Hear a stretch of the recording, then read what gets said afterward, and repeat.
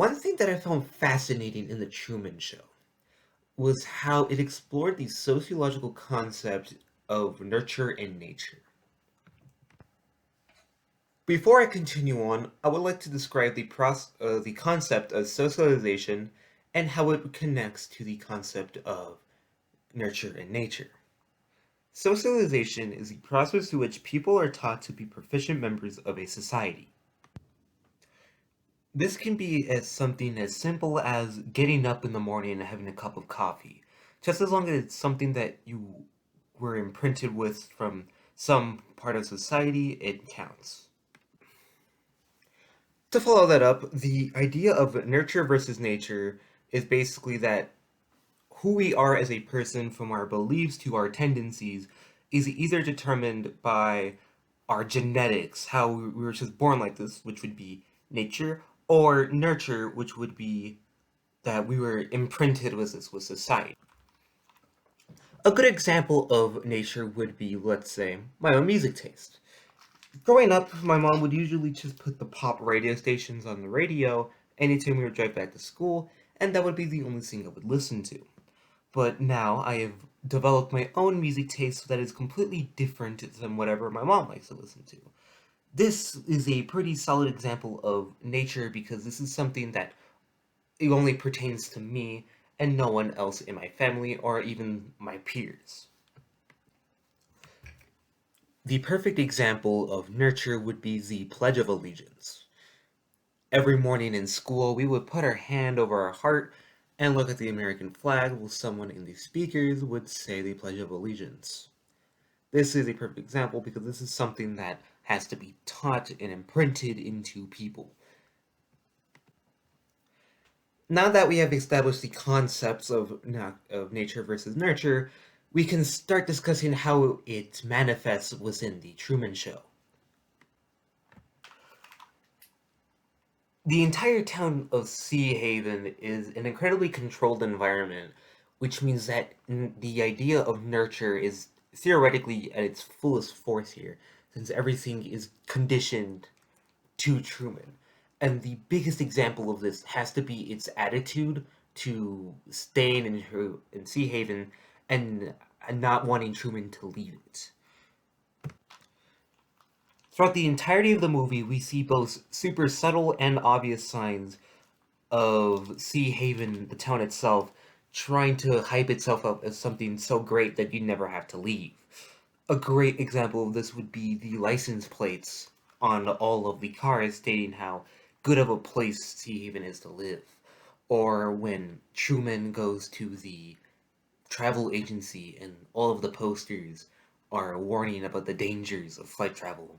One that really stands out is the one that shows a plane getting struck by lightning saying it could happen to you in big bold text. The biggest example to me is when Truman is talking to his wife about leaving, and because she needs him to stay in Sea Haven so that way the act can keep up. She's always bringing on something like, "What about the money? How are we gonna do? What are we gonna do for money when we give out? Or what about the bills that we have to pay right here, right now?" It's a very direct form, as the people that we associate with also are parts of society that we contend with every day. On the other side of the coin, we have Truman himself acting as the force of nature. Throughout the entire movie, it's shown that he wants to leave Sea Haven and explore the world for what it really is. And even though there have been many attempts to try and dissuade him, he stands very firm and tall on this idea. And this is shown all throughout the movie when he has plans to go to Fiji, or when in his earlier life, how much he would go boating with his dad before the showrunners had to can his dad in order to keep him at bay. Everything that the show wants is counteractive to what Truman wants to do, which is leave. I think the most potent example of nature as a driving force in this movie has to be when Truman escapes Sea Haven by getting on the boat and going far away at night.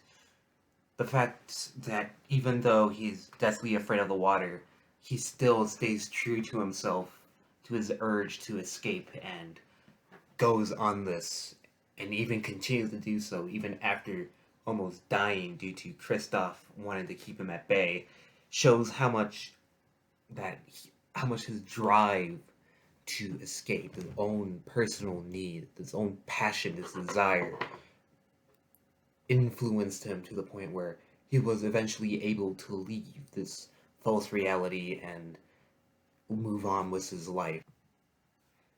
As we can see throughout the movie, the nature part of Truman's character is always ends up being stronger than the nurture part of the show's influence. We see time and time again how Truman wants to leave, with this drive of his being ignited even further when he realizes the truth, and that how that inner urge of wanting to leave just gradually got bigger and bigger. This is something that he was always been born with, something that is part of his very nature, his very attitude, his very core. And it's very interesting to see how the movie entirely embraces one's own nature to escape these false reality.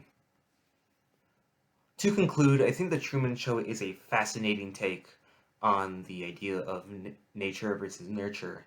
And I think the idea that even though someone can be in a society that has this much control over their influence, literally dictating what happens to them on a very controlled level, the fact that Truman, in this case, was able to completely follow his own natural self and was able to leave Sea Haven and leave the false reality as a whole is a very inspiring take on being your own person and to follow your own natural self and be true to yourself in a sense.